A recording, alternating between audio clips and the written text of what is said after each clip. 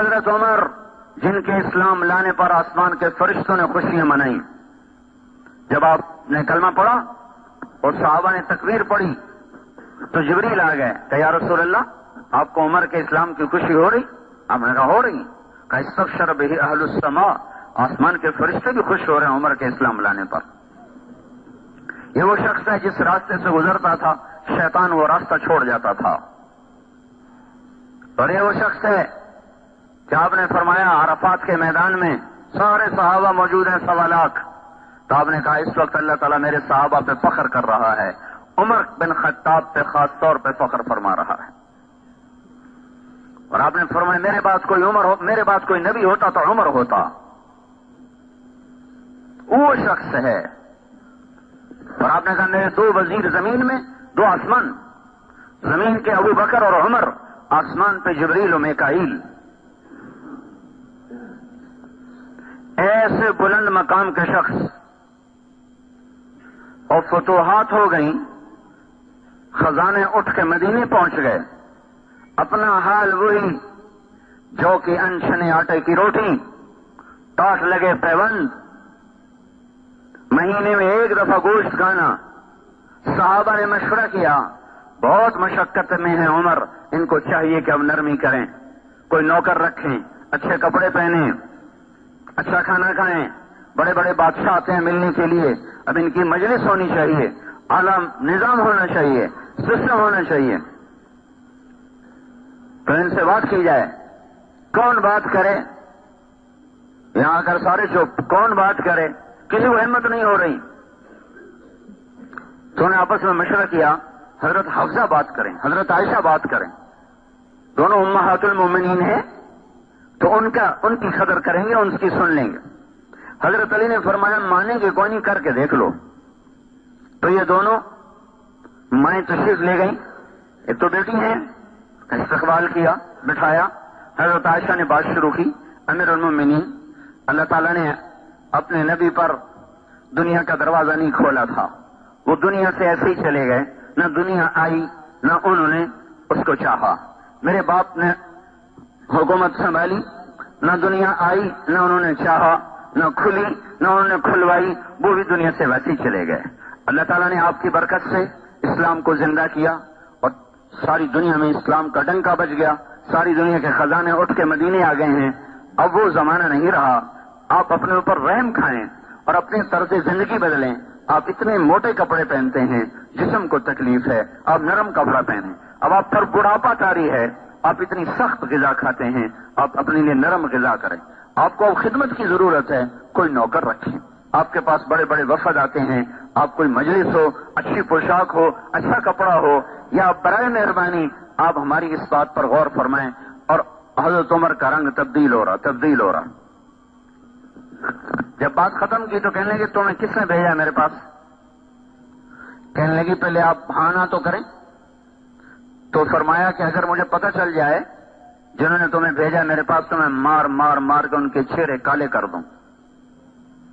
پھر اپنی بیٹی سے مخاطب ہوئے، حضرت حفصہ سے. کہنے لگے تو گھر والی ہے اور گھر والے کو پتہ ہوتا ہے گھر میں کیا ہے. تو بتا تیرے گھر میں اللہ کے نبی نے کبھی زندگی بھر 2 وقت کھانا کھایا؟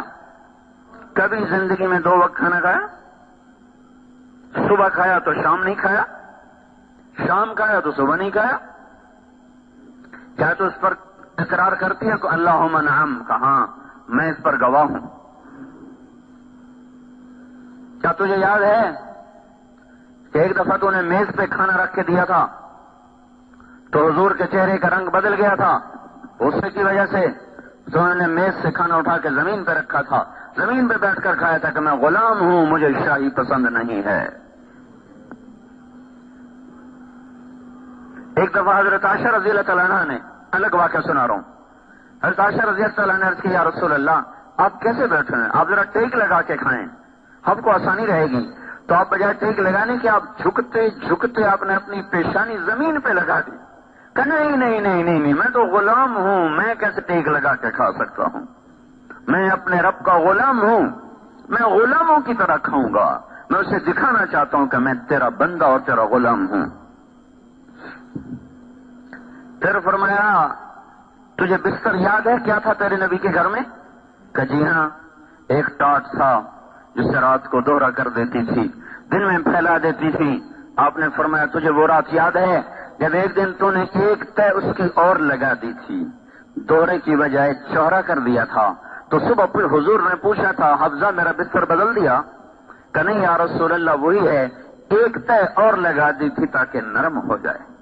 تو آپ نے کہا تھا میرا بستر ویسا ہی کر دے جیسا یہ تھا، میں یہ نرمی پسند نہیں کرتا، میں اپنے رب سے باتیں کرتا ہوں، اس ٹاٹ کی نرمی نے مجھے اٹھنے سے روکے رکھا۔ بول تو گواہ ہے؟ کہا میں گواہ ہوں۔ کہا تمہیں یاد ہے حضور کا ایک ہی جوڑا ہوتا تھا؟ کہا جی ہاں۔ کہا اسے خود دھوتے تھے؟ کہا بالکل۔ کہا بعض اوقات یہ حال ہوتا تھا کہ نماز کا وقت ہوتا اور آپ کپڑے دھو کے لٹکا کے اندر بیٹھے ہوتے تھے، بلال آ کر عرض کرتے یا رسول اللہ نماز کا وقت ہو چکا ہے، تو آپ فرماتے میرے پاس کپڑے کوئی نہیں ہیں پہننے کے، ہم تو روزانہ ہی جوڑے بدلتے ہیں۔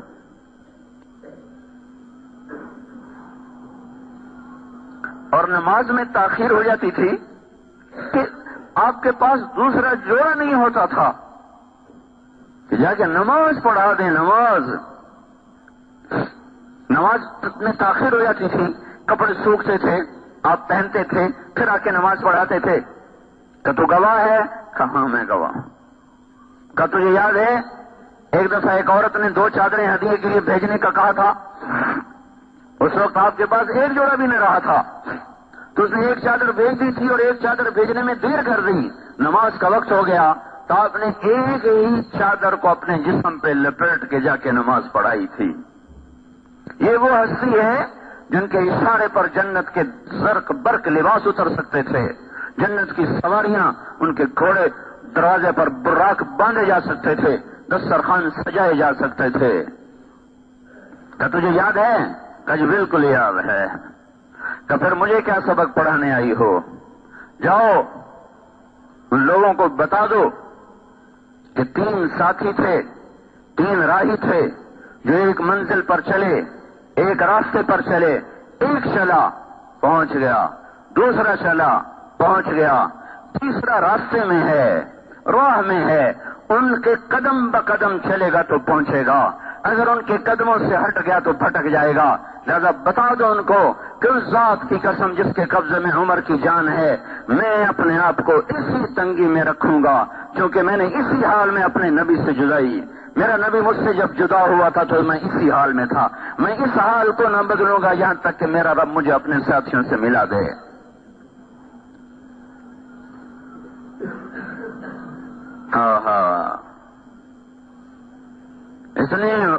اتنی بشارتیں لے کر اتنی مشقتیں، ہم نماز چھوڑ کر بھی اتنا نہیں ڈرتے جتنا وہ جنتی ہو کر ڈر رہے تھے۔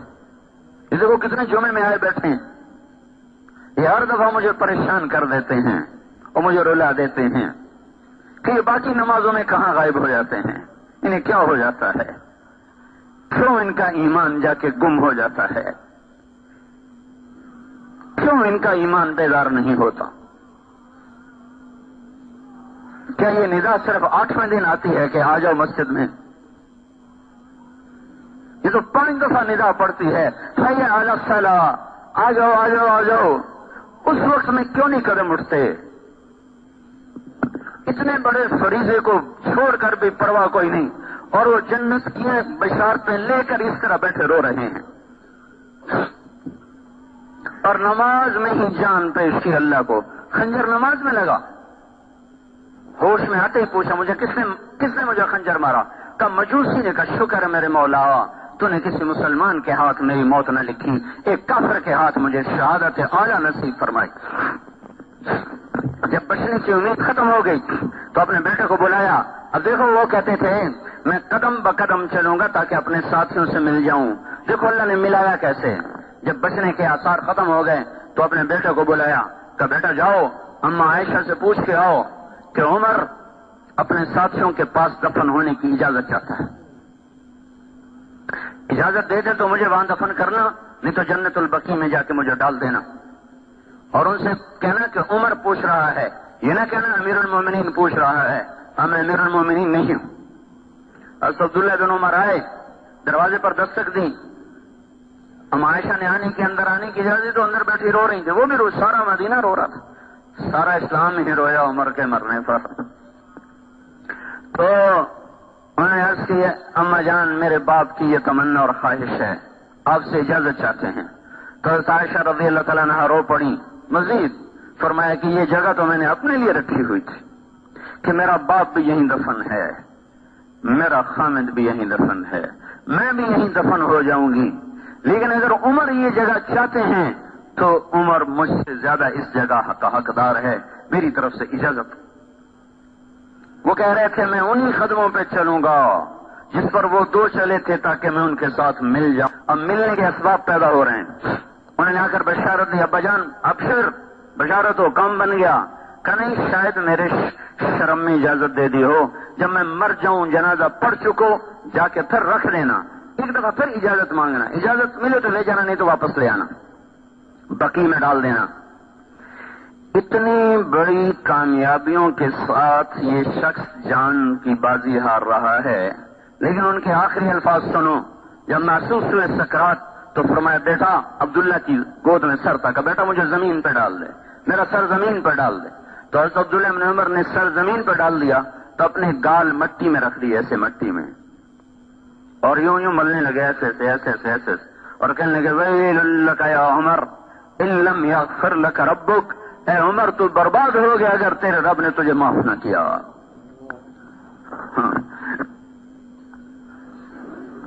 جنت کی خوشخبریاں لے کر بھی وہ کہے تو برباد ہو گیا اگر تیرے رب نے تجھے معاف نہ کیا. یہ مجمع نماز چھوڑ کر بھی کبھی نہیں رویا کہ آئے ہمارا کیا بنے گا.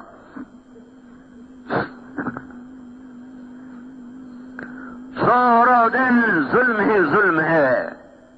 ظالم اسی کو نہیں کہتے جو کسی کو مارے اور قتل کرے. جس کی نظر نے غلط دیکھا یہ بھی ظالم ہے, جس کے کانوں نے غلط سنا یہ بھی ظالم ہے, جس کی زبان غلط بول کے یہ بھی ظالم ہے. یہ ایسے اونچے انسان, اے اللہ اگر تو نے عمر کو معاف نہ کیا تو عمر ہلاک ہو جائے گا, یہ کہتے کہتے کہتے ویل لک یا عمر ان لم یغفر لک ربک, اور کہیں تھا ویل لک ولامک یا عمر ان لم یغفر لک ربک, عمر تو بھی برباد, تیری ماں بھی برباد اگر تیرے رب نے تجھے معاف نہ کیا. یہ کہتے کہتے کہتے کہتے دنیا سے رخصت ہو گئے. یہ وہ لوگ ہیں, یہ وہ ہستیاں ہیں جن پر اسلام بھی فخر کرتا تھا, جن پر فرشتے فخر کرتے تھے, جن پر اللہ فخر کرتا تھا. وہ ساری بشارتیں لے کر اس حال میں ہیں, اور ہم سارے حکم توڑ کر ایسے غافل. بھائیو کہیں تو انصاف پہ آؤ, اپنے نفس سے پوچھو تو صحیح کہ کیا کر رہے ہو,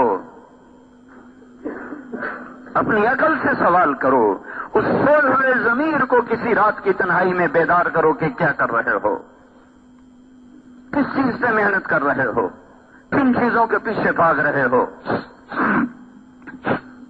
حضرت صاحب نے جنازہ پڑھایا, پھر جنازہ اٹھا, اور حضرت عبداللہ بن عمر نے آ کر اما عائشہ کے دروازے پر رکھ دیا.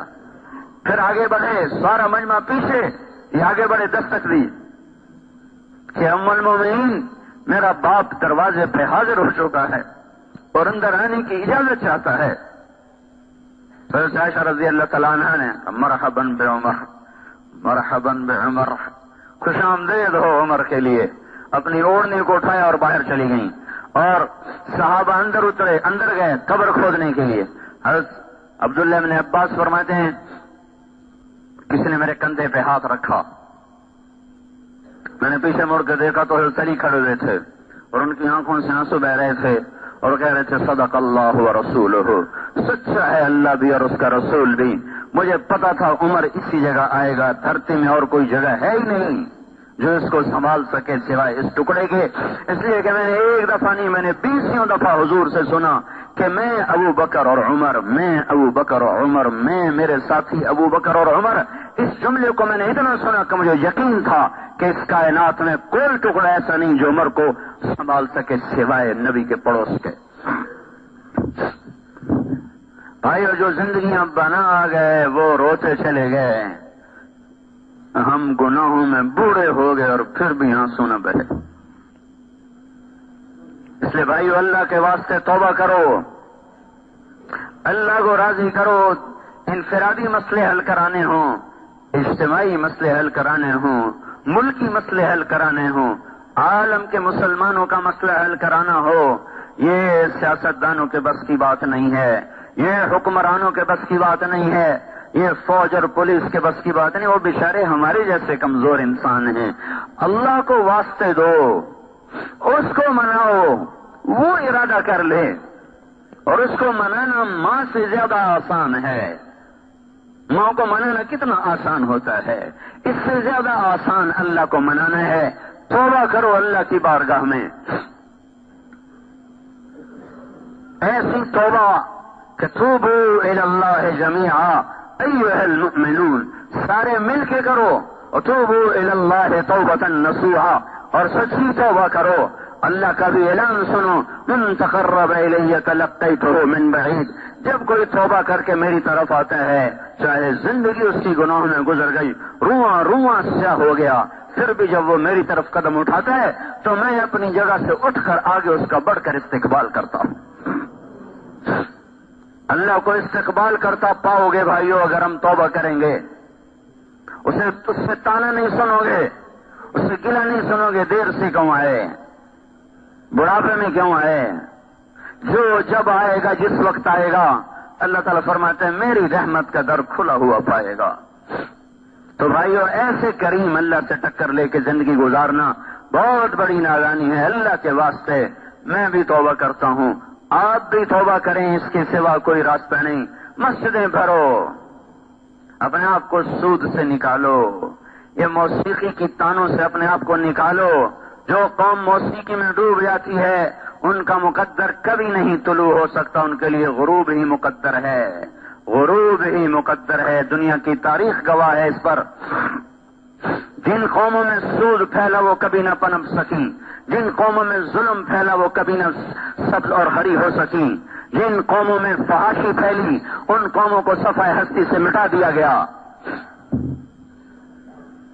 بھائیو یوں مغرب کے پیچھے اندھے ہو کے نہ چلو، مغرب اندھیرے کی جگہ ہے، یاد رکھو، مشرق روشنی کی جگہ ہے۔ مغرب میں تو سورج جیسا روشن چراغ جا کے ڈوب جاتا ہے اور اندھا ہو جاتا ہے، مغرب میں تو سورج جیسا چراغ جا کے بجھ جاتا ہے۔ تو اگر مغرب کے پیچھے چلو گے تو سوائے اندھیروں کے کچھ نہیں ملے گا۔ یہ وہ غار ہے جو سورج کی روشنی کو بھی کھا جاتا ہے، یہ وہ اندھیرے ہیں جہاں سورج بھی بے بس ہو جاتا ہے، عاجز ہو جاتا ہے، بجھ کے رہ جاتا ہے۔ مشرق ہے، مشرق جہاں سے روشنیاں پھوٹتی ہیں، جہاں سے روشنیاں طلوع ہوتی ہیں۔ فاران کی چوٹیاں مشرق میں تھیں جہاں سے آفتاب نبوت طلوع ہوا ہے۔